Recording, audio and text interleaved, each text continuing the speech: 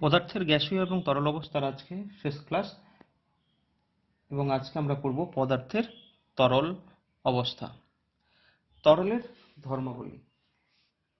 তরলের নির্দিষ্ট কোনো আকার নেই, যে পাত্রে রাখা হবে সেই পাত্রে কিন্তু ও থাকবে, এবং তাই ওর কিন্তু নির্দিষ্ট আকার নেই।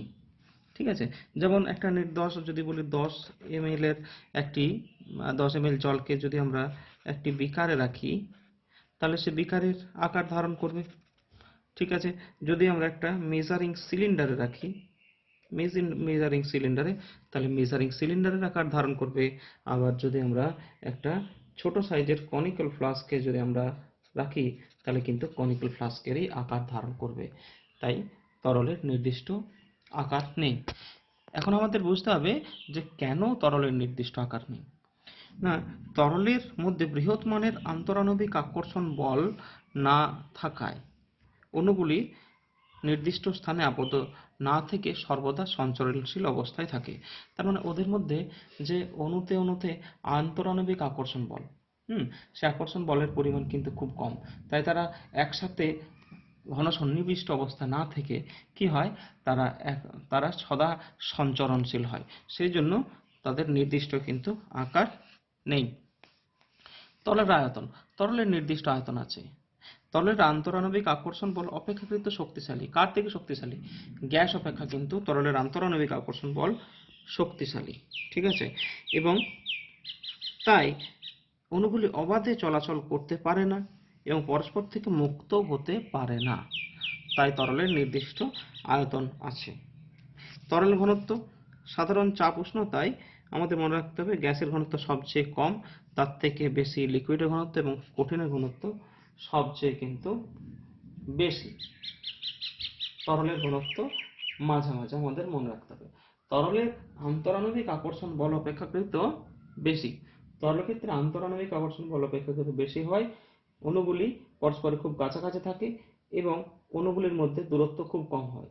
এই জন্য অণুগুলির মধ্যস্থ অধিকাংশ স্থানই অণু দ্বারা দখলীকৃত থাকে। তাই লিকুইডের ক্ষেত্রে ঘনত্ব কিন্তু বেশ ভালোই থাকে, গ্যাসের সব থেকে কম। এবং কঠিনের অণুগুলি কি হয়, তারা ঘন সন্নিবিষ্ট অবস্থায় থাকার জন্য তাদের ঘনত্ব সবচেয়ে বেশি হয়। তরলের সংকোচনশীলতা। গ্যাসের তুলনায় তরলের সংকোচনশীলতা অতি কম। তরলের উপর চাপ বাড়ালে তরলের আয়তন খুব কমই হ্রাস পায়। ব্যাপন। ব্যাপন আমরা আগেই পড়েছি যে ধর্মের জন্য বাহ্যিক কোনো সাহায্য ছাড়াই একটা পদার্থ অপর পদার্থের সাথে স্বতঃস্ফূর্তভাবে মিশে যায়, এইটা ছিল আমাদের ব্যাপন। এখানে তরলের ব্যাপন আমরা কি দেখব, যে তরলের অণুগুলি সদা সঞ্চরণশীল হওয়ায় এরা সহজে এক স্থান থেকে অন্য স্থানে বিচরণ করতে পারে। ঠিক আছে, তার মানে যদি আমরা একটা পাত্র নিই, এখানে যদি প্রথমে আমরা যদি জল নিই এবং তারপরে এখানে যদি আমরা অ্যালকোহল নিই, C2H5OH অ্যালকোহল নিই, তারা কিন্তু আলাদা আলাদা লেয়ার গঠন করবে না, তারা একসাথে একদম মিলে মিশে যাবে। এই যে ব্যাপন হওয়ার জন্য কিন্তু এরা মিশে যাবে। ঠিক আছে, এবং মনে রাখবে যে গ্যাসের ব্যাপনটা সবসময় বেশি, কারণ গ্যাসের আন্তরাণবিক আকর্ষণ বল অনেক কম। আর তরলের ক্ষেত্রে আন্তরাণবিক আকর্ষণ বলটা গ্যাসের থেকে বেশি হওয়ার জন্য তরলের ক্ষেত্রে ব্যাপনের মানটা কম হবে। বাষ্পায়ন। যে কোনো উষ্ণতায় যে প্রক্রিয়ার মাধ্যমে কোনো তরল তার উপরিতল থেকে ধীরে ধীরে বাষ্পে পরিণত হয় তাকে বাষ্পায়ন বলে। আমরা যদি একটা ছোট্ট করে এখানে একটা ছবি আঁকি, যে এইখানটাতে আমরা একটা পাত্র দেখেছি, এখানে যদি বলি আমরা একটা তরল আছে, এখানে একটা তরল আছে, তাহলে এইখান থেকে কি হবে, কেবলমাত্র উপরিতল থেকে, এই যে উপরিতল সেইখান থেকে কিন্তু বাষ্প বেরিয়ে যাবে। ঠিক আছে, এই যে তরলের শুধুমাত্র উপরিতল থেকে বাষ্প বেরোনোর যে ঘটনা, তাকে বলা হচ্ছে তরলের বাষ্পায়ন। বাষ্পায়ন কোথায় কোথায় হয়, যেমন ভিজে জামা কাপড় বাতাসে যদি মেলে দিই তাহলে তা শুকিয়ে যায়। তাছাড়া আমরা আরো উদাহরণ বলতে পারি যে গ্রীষ্মকালে পুকুর ডোবা ইত্যাদি জল শুকিয়ে যায়, ইত্যাদি ইত্যাদি। আর বাষ্পায়ন আমরা খালি চোখে দেখি, যেমন যখন আমরা চা খাই, চাটা থেকে যে ধোঁয়া বেরোয় সেটা কিন্তু বাষ্পায়ন। এবং আমাদের বাষ্পায়ন এর ফলে কিন্তু শীতলতার সৃষ্টি হয়, এটা আমরা একটু পরে দেখব। তাহলে বাষ্পায়ন কেন হয় দেখি আমরা। যে তরলের পৃষ্ঠতলে অবস্থিত উচ্চ গতিসম্পন্ন অণুগুলির মধ্যে যে অণুগুলি একটি সর্বনিম্ন উচ্চ গতিশক্তির সমান বা তার থেকে বেশি গতিশক্তির অধিকারী হয়, কেবল সেই অণুগুলি আন্তরাণবিক বলকে প্রতিহত করে বাষ্পীয় দশায় যেতে পারে। যেমন আমরা এখানে যদি একটু ছোট্ট করে একটা ছবি আঁকি, এইখানে যে গ্যাসের এই তরলের কণাগুলি এখানে আছে, তো এইখানে যে তরলের কণা থাকবে তাকে চারদিক থেকে অন্য তরলের কণাগুলো কিন্তু ঘিরে রাখবে। সুতরাং এর ক্ষেত্রে একটা প্রতিসম বল কাজ করবে, কিন্তু এইখানে যে কণাটা আছে সেটা কিন্তু অনেকটা মুক্ত, উপরের পৃষ্ঠটা কিন্তু মুক্ত আমরা দেখতে পাচ্ছি। ঠিক আছে, এখানে আমরা কি দেখছি যে এইখানে মাঝখানে যে তরলটা থাকছে, তরলের কণা, সেটা কিন্তু চারদিক থেকে সমবল কাজ করছে, সমবল কাজ করছে, কিন্তু একদম উপরে সারফেসে যে তরলটা থাকবে সেটা কিন্তু তার এনার্জি কিন্তু বেশি, কারণ এইদিকে বরাবর একটা অসমবল কাজ করছে। এখানে যদি আমরা এই উপর জাস্ট উপরটিতে আমরা এই মাঝখানটাতে একটা তরলের কণা আঁকলাম, সেখানে কি বল কাজ করছে, এখানে প্রতিসম বল কাজ করছে। ঠিক আছে, সেজন্য এর এনার্জিটা কিন্তু কম, কিন্তু এইখানটাতে সারফেসে যে তরলের কণাটা আছে তার কাছে কিন্তু একটা প্রতিসম বল কাজ করছে না, এখানে কি বল কাজ করছে, অসম বল কাজ করছে। অসম বল কাজ করার জন্য কি হচ্ছে, এই পৃষ্ঠটা কিন্তু, এর উপরে যে পৃষ্ঠটা, দিস ইজ অ্যাক্টিভ ফেস, এবং সেই জন্য এই তরলের আন্তরাণবিক আকর্ষণ বলকে প্রতিহত করে এনার্জি নিয়ে বেরিয়ে চলে যায়। ঠিক আছে, তাই এখানে কি দেখছি আমরা, তরলের পৃষ্ঠতলে দেখো এইটি বেরোতে পারবে না, এইটি বেরোতে পারবে না, সারফেসে যেটি আছে, কোনটি আছে, এইটি কিন্তু বেরিয়ে যাবে। তাহলে তরলের পৃষ্ঠতলে অবস্থিত উচ্চ গতিসম্পন্ন অণুগুলির মধ্যে যেগুলি একটি সর্বনিম্ন উচ্চ গতিশক্তির সমান বা তার বেশি গতিশক্তির অধিকারী হয়, কেবল সেইগুলি আন্তরাণবিক বলকে প্রতিহত করে বাষ্পীয় দশায় যেতে পারে। ঠিক আছে, এর ফলে অবশিষ্ট তরলে যে অণুগুলি থাকে তাদের গড় গতিশক্তির মান কমে যায় এবং তরলের পরম উষ্ণতা কম হয়। এর ফলেই বাষ্পায়নে উষ্ণতার হ্রাস ঘটে এবং বাষ্পায়নের ফলে শৈত্যের সৃষ্টি হয়। যেমন আমরা যখন চা খাবার সময় আমাদের যদি খুব তাড়া থাকে, তখন আমরা কি করি, চাটাকে একটা প্লেটে ঢেলে দিই। যেমন এইখানটাতে যদি আমরা ছোট্ট করে একটা ছবি আঁকি, যে এইখানটাতে একটা, সাপোজ এইটা হচ্ছে একটা কাপ, তাহলে কাপের সারফেসটা কতটা, সারফেস এরিয়া পৃষ্ঠতল ক্ষেত্রফল এতটুকু, কিন্তু এটাকে যখন আমরা একটা বড় প্লেটে ঢালবো তখন চাটার পৃষ্ঠতলের ক্ষেত্রফলটা কতটা, অনেক বেশি হয়ে যাবে। তাহলে কোথায় বেশি বাষ্পায়ন হবে, এইখানে বেশি বাষ্পায়ন হবে না এখানে বেশি বাষ্পায়ন হবে এখানে। ঠিক আছে, সুতরাং বাষ্পায়ন এখানে বেশি হবে এবং ঠান্ডাও কিন্তু আমরা জানি এই কাপ অপেক্ষা প্লেটের চাটাই বেশি কিন্তু তাড়াতাড়ি শীতল হয়ে যাবে। ঠিক আছে, সেই জন্য মনে রাখবে বাষ্পায়নের ফলে শৈত্যের সৃষ্টি হয়, মানে ঠান্ডা হয়ে যায়। এবার তরলের বাষ্পায়নের উপর প্রভাবকারী বিষয়সমূহ কি কি বিষয়ের উপর নির্ভর করে, যেমন তরলের প্রকৃতি, বিভিন্ন পদার্থের কিন্তু বাষ্পায়নের হার কিন্তু বিভিন্ন রকম হবে। হ্যাঁ, যে তরলের আন্তরাণবিক আকর্ষণ বলের মান যত বেশি হবে, ঠিক আছে, তার বাষ্পায়নের হার কিন্তু তত কম। ঠিক আছে, আবার যে তরলের আন্তরাণবিক আকর্ষণ বল যত কম, তার বাষ্পায়নের হার তত বেশি। মনে রাখতে হবে, যাদের মধ্যে নিজেদের মধ্যে আন্তরাণবিক আকর্ষণ বল খুব বেশি হবে তারা একে অপরকে ছাড়বে না। মনে রাখবে, যদি আমি কাউকে ভালোবাসি, আমার মেয়েকে যদি আমি অনেক বেশি ভালোবাসি, তাহলে কি হবে, তাকে তো আমি সহজে ছাড়বো না এবং সেও আমাকে সহজে ছাড়বে না। তার মানে আন্তরাণবিক আকর্ষণ বল যদি অনেক বেশি হয় তাহলে কিন্তু বাষ্পায়নের হার অনেক কম হবে। এবং আন্তরাণবিক আকর্ষণ বল, আমার মেয়েকে যদি আমি সবসময় দূর দূর যা করি, তাহলে অর্থাৎ নিজেদের মধ্যে যদি আকর্ষণ বল বা ভালোবাসা কম থাকে, তাহলে কি হবে, সবাই বাষ্পীভূত হয়ে যাবে, সে আমার কাছ থেকে চলে যাবে বা আমিও তার কাছ থেকে চলে যাব। ঠিক আছে, যেমন এখানে আমরা দুখানা উদাহরণ দিতে পারি। জল, একটা H2O অণুর সাথে আরেকটা H2O অণুর আন্তরাণবিক আকর্ষণ বল কিন্তু বেশি, একটা H2O অণুর সাথে আরেকটা H2O অণুর আন্তরাণবিক আকর্ষণ বল খুব বেশি হয়, তাই এর ক্ষেত্রে বাষ্পায়নের হার হবে কম। কিন্তু ইথাইল অ্যালকোহল মানে C2H5OH এর একটা অণুর সাথে অপর C2H5OH এর অণুর কিন্তু আন্তরাণবিক আকর্ষণ বল কম। ঠিক আছে, তাই ইথাইল অ্যালকোহলের বাষ্পায়নের হার হবে বেশি। মনে রাখবে, আন্তরাণবিক আকর্ষণ বল বেশি তো বাষ্পায়নের হার কম, আন্তরাণবিক আকর্ষণ বলের মান কম তো বাষ্পায়ন হার হবে বেশি। সেজন্য বাষ্পায়নের হার যদি বলি তাহলে ইথাইল অ্যালকোহলের হারটা, বাষ্পায়নের হারটা বেশি হবে, জলের হবে কম। পৃষ্ঠতলের ক্ষেত্রফল। পৃষ্ঠতলের ক্ষেত্রফলে মনে রাখবে, পৃষ্ঠতলের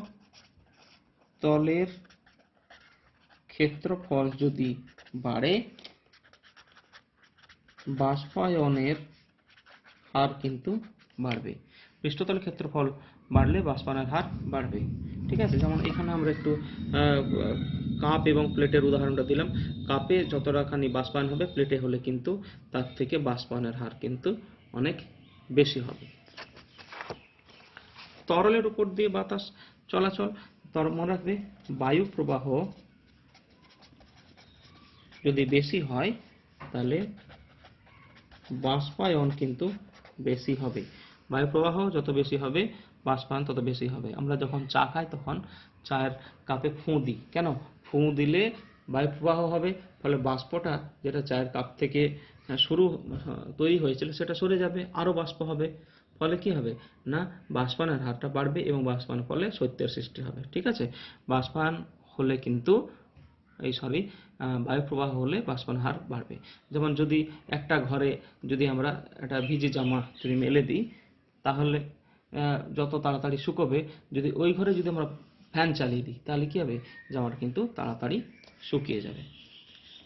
তরলের বাষ্পচাপ। বাষ্পচাপ, আমরা এখানে একটা ছবি আঁকছি।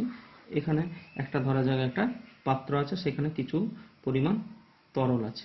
ঠিক আছে, এখানে যদি এটা খোলা অবস্থায় থাকে তাহলে কি হবে, এখান থেকে বাষ্প বেরিয়ে যাবে। এমতো অবস্থায় যদি আমরা একে ঢাকনা একটা দিয়ে দিই তাহলে কি হবে, প্রথম ক্ষেত্রে এটা কি, এটা লিকুইড স্টেট, এই জায়গাটা কি হচ্ছে, এটাকে যদি আমরা বলি গ্যাস। তার প্রথম ক্ষেত্রে লিকুইড থেকে গ্যাসে কনভার্ট হওয়ার হারটা বেশি হবে। যত সময় যাবে কি হবে, যে এইখানের মধ্যে থাকা জলীয় বাষ্প আবার কিন্তু তরলে ফেরত আসবে। ফলে প্রথমে যেটা ছিল লিকুইড থেকে গ্যাস, পরবর্তীকালে আবার গ্যাসটা আবার লিকুইডে পরিণত হবে। মানে এবং এক সময় কি হবে, লিকুইড থেকে যে হারে গ্যাসে রূপান্তরিত হবে সেই হারে কিন্তু গ্যাস থেকে লিকুইড, অর্থাৎ বাষ্পীভবন এবং ঘনীভবন, একটা সময় আসবে যখন বাষ্পীভবন যে হারে হবে ইকুয়ালস টু সেই হারে কিন্তু ঘনীভবন হবে। সেই সময় একটা এইখানের পাত্র মধ্যস্থ যে ফাঁকা স্থান যেটা জলীয় বাষ্প দ্বারা পূর্ণ আছে, সেটা কি হবে, সম্পৃক্ত বাষ্পচাপ। ঠিক আছে, এখন আমরা সংজ্ঞাতে চলে আসি। তাহলে স্থির উষ্ণতায় কোনো তরল তার বাষ্পের সঙ্গে সাম্যাবস্থায় থাকলে বাষ্প কর্তৃক প্রদত্ত চাপকে ওই উষ্ণতায় তরলটির বাষ্পচাপ বলে। বোঝা গেল? তাহলে প্রথমে আরেকবার আমরা বলি, প্রথমে কি হবে, লিকুইড থেকে গ্যাস, পরবর্তীকালে আস্তে আস্তে কি হবে, গ্যাস থেকে আবার লিকুইড ফেরত আসবে।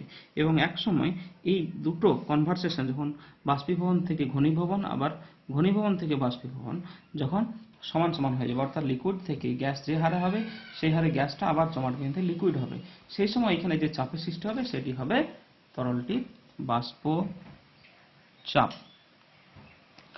তরলের বাষ্পচাপের উপর প্রভাবকারী বিষয়সমূহ। কোন কোন বিষয় তরলের বাষ্পচাপের উপর প্রভাব বিস্তার করছে? তরলের প্রকৃতি। বিভিন্ন তরলের ক্ষেত্রে কিন্তু বাষ্পচাপের মানটা কিন্তু বিভিন্ন রকম হবে। ডিফারেন্ট তরলের ক্ষেত্রে বাষ্পচাপের মানটা বিভিন্ন রকম হবে। আমরা এখানে যদি একটা গ্রাফ আঁকি, যেখানে বাষ্পচাপ বনাম আমাদের উষ্ণতার আমরা একটা গ্রাফ তৈরি করছি, তাহলে এদিক বরাবর উষ্ণতা দেখতে পাচ্ছি, এদিক বরাবর বাষ্পচাপ। তাহলে আমরা যদি ডাই ইথাইল ইথারের আমরা যদি গ্রাফ তৈরি করি তাহলে সেটা কেমন হবে, সেটা হয়ে যাবে এখান থেকে শুরু করে বাষ্পচাপের মানটা কিন্তু দেখলাম আমরা। এবারে আমরা যদি ইথানলের একটা বাষ্পচাপ দেখি, ইথানলেরটা আমরা আঁকবো, ইথানলেরটা হয়ে গেল এইটি। আর যদি আমরা জলের ক্ষেত্রে বাষ্পচাপ বনাম উষ্ণতার আমরা যদি গ্রাফ আঁকি তাহলে আমরা পাবো মোটামুটি এরকম।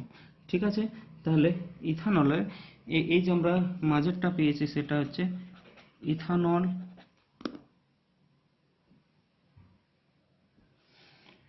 প্রথমে ডাই ইথাইল ইথার,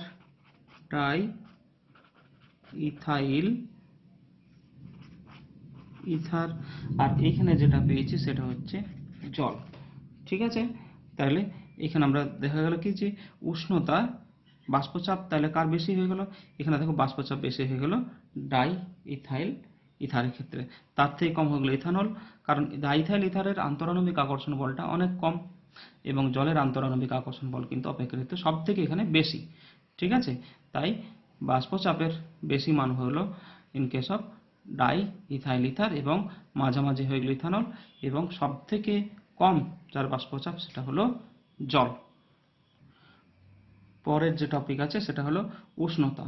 উষ্ণতা যদি বৃদ্ধি পায় বাষ্প চাপ কিন্তু আমাদের মনে রাখতে হবে যে বৃদ্ধি পায়, কারণ উষ্ণতার বৃদ্ধিতে তরলের বাষ্পায়নের হার বৃদ্ধি পায়, ফলে তরলের পৃষ্ঠতলের উপরে বাষ্পের পরিমাণও বৃদ্ধি পায়। বাষ্পের পরিমাণের বৃদ্ধি হেতু তরলের বাষ্পচাপ বৃদ্ধি পায়। এই জন্য কিন্তু উষ্ণতা যত বাড়বে তরলের বাষ্পচাপও কিন্তু বৃদ্ধি হতে থাকবে। স্ফুটন একটি নির্দিষ্ট উষ্ণতায় তরলের সমস্ত অংশ থেকে বাষ্পীভবনের যে ঘটনা তাকে স্ফুটন বলা হয়। যখন আমরা বাষ্পীভবন দেখেছিলাম, বাষ্পীভবন কেবলমাত্র তরলের উপরের অংশ থেকেই ঘটে, কিন্তু স্ফুটন কিন্তু সমগ্র অংশ থেকেই ঘটবে।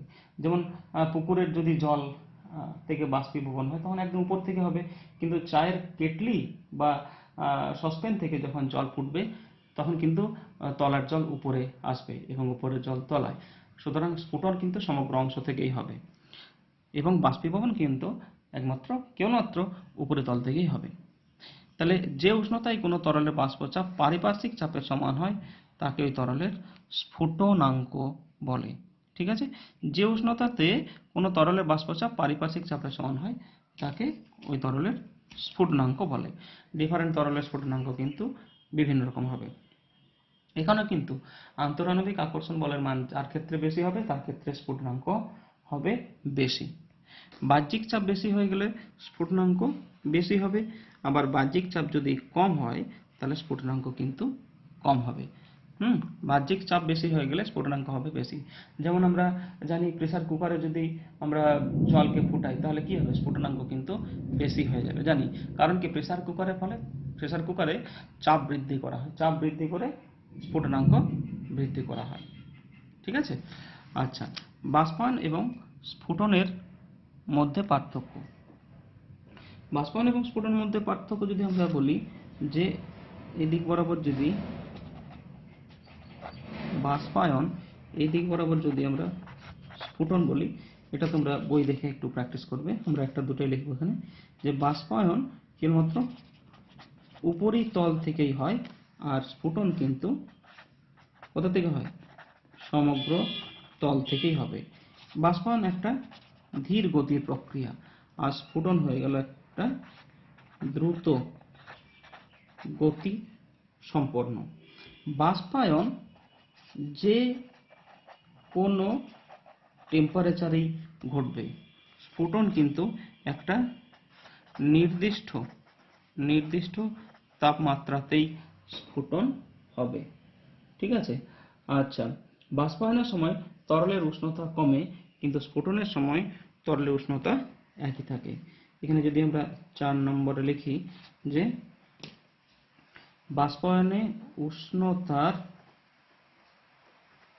হ্রাস হয়, ঠিক আছে, আর এখানে যদি আমরা লিখি স্ফুটনে তাপমাত্রার পরিবর্তন হয় না, তাপমাত্রার পরিবর্তন হয় না।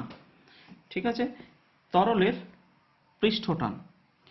কোনো তরল পৃষ্ঠের উপর একটি রেখা কল্পনা করলে কোনো তরল পৃষ্ঠের উপর একটি রেখা কল্পনা করলে ওই রেখার প্রতি একক দৈর্ঘ্যে রেখার সঙ্গে লম্বভাবে এবং তরল পৃষ্ঠের স্পর্শক বরাবর রেখার উভয় পার্শ্বে যে বল ক্রিয়া করে তাকে ওই তরলের কি বলা হয়?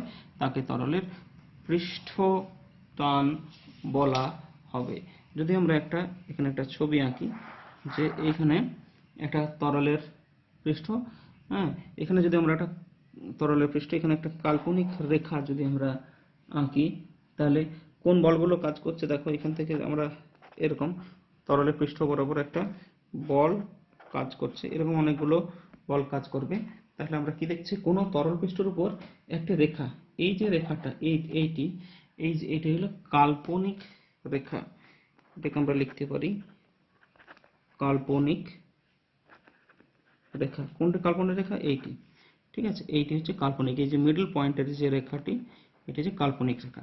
তাহলে কাল্পনিক রেখা কল্পনা করলে ওই রেখা প্রতি একক দৈর্ঘ্যে রেখার সঙ্গে লম্ব হবে। কোনগুলো? এইগুলো। ঠিক আছে, লম্ব হবে তরল পৃষ্ঠের স্পর্শক বরাবর রেখার উভয় পার্শ্বে যে বল ক্রিয়া করে। ঠিক আছে, দেখো এই দিকেও বল ক্রিয়া করছে, এই দিকেও বল ক্রিয়া করছে।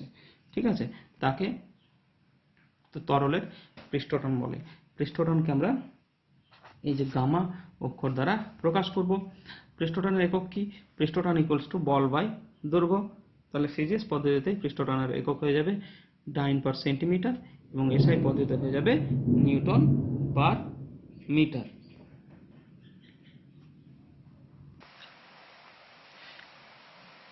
তরলের পৃষ্ঠ শক্তি। স্থির উষ্ণতায় কোনো তরলের মুক্ত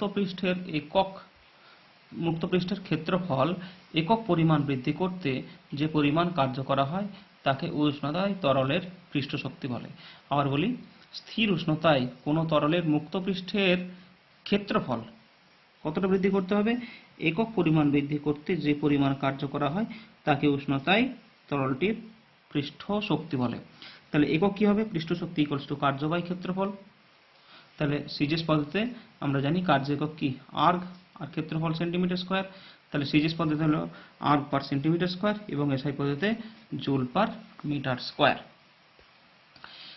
তরলের পৃষ্ঠটানের উপর বিভিন্ন বিষয়ের প্রভাব। উষ্ণতা বৃদ্ধিতে তরলের পৃষ্ঠটান হ্রাস পায়। তাহলে আমরা যদি লিখি উষ্ণতা যদি বৃদ্ধি পায়, পৃষ্ঠটান কিন্তু কি হবে? হ্রাস পাবে। উষ্ণতা বৃদ্ধির সঙ্গে সঙ্গে তরলের অণুগুলির গড় গতিশক্তি বৃদ্ধি পায়, ফলে আন্তঃআণবিক বল, আকর্ষণ বল দুর্বল হয়ে যায়, ফলে পৃষ্ঠটান কিন্তু কমে যায়। ঠিক আছে, তাহলে উষ্ণতা যত বাড়বে তত আন্তঃআণবিক আকর্ষণ বল কি হবে? আন্তঃআণবিক আকর্ষণ বল দুর্বল হয়ে যাবে, ফলে পৃষ্ঠটান কিন্তু কমে যাবে। তরলে দ্রবীভূত পদার্থ। বিভিন্ন তরলে বিভিন্ন রকম পদার্থ দ্রবীভূত করলে পৃষ্ঠটানের বিভিন্ন রকম পরিবর্তন হয়। বিশেষ করে আমরা যদি জলের মধ্যে যদি সাবান, ডিটারজেন্ট ইত্যাদি পৃষ্ঠতল সক্রিয় পদার্থ দিয়ে দিই, তাহলে পৃষ্ঠটান যথেষ্ট পরিমাণে হ্রাস পেয়ে যাবে। তাহলে জলে যদি আমরা সাবান বা ডিটারজেন্ট যদি দিয়ে দিই, তাহলে কি হবে? পৃষ্ঠটান যথেষ্ট পরিমাণে হ্রাস পাবে। ঠিক আছে, আচ্ছা, সান্দ্রতা কাকে বলে? যে ধর্মের জন্য কোনো তরল তার অভ্যন্তরস্থ বিভিন্ন স্তরের আপেক্ষিক বেগের বিরুদ্ধে বাধার সৃষ্টি করে তাকে বলা হয় সান্দ্রতা। ঠিক আছে, যে ধর্মের জন্য কোনো তরল তার অভ্যন্তরস্থ বিভিন্ন স্তরের আপেক্ষিক বেগের বিরুদ্ধে বাধার সৃষ্টি করে তাকে তরলের সান্দ্রতা বলে। যেমন আমরা এখানে একটা পাইপ যদি আমরা এখানটাতে আঁকি, যে এইটা একটা পাইপ। ঠিক আছে, এটাকে আমরা যদি বলি একটা পাইপ, তাহলে এর মধ্যে যে তরলের বিভিন্ন স্তরগুলো আছে তাদেরকে আমরা যদি দেখাই, যে এখানে একটা স্তর আছে, এখানে একটা স্তর আছে, আবার এখানে যেটা আছে, মিডল পজিশনে যে থাকবে তার গতিবেগ কিন্তু বেশি হবে। ঠিক আছে। এখন এই যে এ, বি এবং সি যদি আমরা স্তরগুলো বলি, তাহলে এ, বি এবং সি প্রত্যেক স্তরের গতির বিরুদ্ধে বাধার সৃষ্টি করবে যে ধর্মের জন্য, সেই ধর্মটাই হচ্ছে সান্দ্রতা। তাহলে আমরা এখানে কি দেখলাম, যে ধর্মের জন্য কোনো তরল তার অভ্যন্তরস্থ বিভিন্ন স্তরের আপেক্ষিক বেগের বিরুদ্ধে বাধা সৃষ্টি করে তাকে তরলের সান্দ্রতা বলে। যেমন জল, অ্যালকোহল, ইথার, এদের সান্দ্রতা কম, তাই এদের প্রবাহের হার বেশি হয়। যেমন পাইপে যদি আমরা জল, অ্যালকোহল বা ইথার নিয়ে যাই, তাহলে কিন্তু এরা অনেক তাড়াতাড়ি বইবে। কিন্তু যদি আমরা পাইপের মধ্যে মধু, গ্লিসারিন, ক্যাস্টর অয়েল ইত্যাদি নিই, এদের সান্দ্রতা কিন্তু কম, এদের সান্দ্রতা বেশি। সান্দ্রতা বেশি হয়, এদের প্রবাহের হার হবে অনেক কম। ঠিক আছে। তাহলে আমরা কি শিখলাম, যাদের সান্দ্রতা কম তাদের প্রবাহের হার বেশি, আর যাদের সান্দ্রতা বেশি তাদের প্রবাহের হার কম।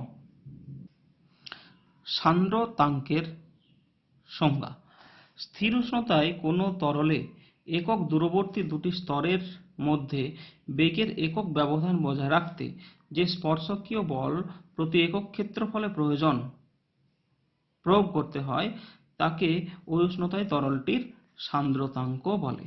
তাহলে কি হচ্ছে সান্দ্রতাঙ্ক? স্থির উষ্ণতায় কোনো তরলে একক দূরবর্তী দুটি স্তরের মধ্যে বেগের একক ব্যবধান বজায় রাখতে যে স্পর্শকীয় বল একক ক্ষেত্রফলে প্রয়োগ করতে হয় তাকে তরলটির সান্দ্রতাঙ্ক বলে। যেসব তরলের সান্দ্রতা বেশি তাদের সান্দ্রতাঙ্ক বেশি। যেমন কাদের সান্দ্রতাঙ্ক বেশি হবে? মধু, তেল, গ্লিসারিন, এদের সান্দ্রতা বেশি, তাই এদের সান্দ্রতাঙ্কের ভ্যালু বেশি হবে। অন্যদিকে যেসব তরলের সান্দ্রতা কম তাদের সান্দ্রতাঙ্কের মানও কম হয়। যেমন জল, অ্যালকোহল, এদের সান্দ্রতা খুব কম, এদের সান্দ্রতাঙ্ক হবে কম। সান্দ্রতাঙ্কের একক হচ্ছে পয়েজ। এবং আমাদের মনে রাখতে হবে যে 1 poise equals to 1 dyne second per centimetre square. পদার্থের গ্যাসীয় এবং তরল অবস্থার লেকচার এবং চ্যাপ্টার এখানেই শেষ হলো। পরের ক্লাসে আবার দেখা হচ্ছে। ততক্ষণ পর্যন্ত সবাই ভালো থেকো, সুস্থ থেকো। Thank you all.